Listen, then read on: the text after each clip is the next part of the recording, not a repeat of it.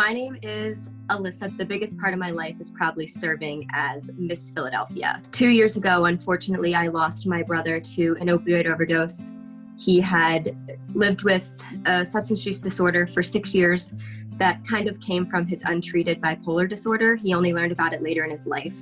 And so since then, I have really focused in my social impact initiative on battling the opioid crisis and ending the stigma specifically around substance use disorder. I wish people would understand that this is a mental illness. Just like any other illness, this is a disease that people are living with. People are starting to accept that mental illness isn't controllable and it isn't a choice, but I think some people don't understand that substance use disorder is also a mental health condition. And people don't see it that way. They see it as people choosing to use substances and that they could stop anytime they want. If the stigma would start to be eliminated, more people would, first of all, be comfortable getting treatment. No one wants to be labeled as, an addict.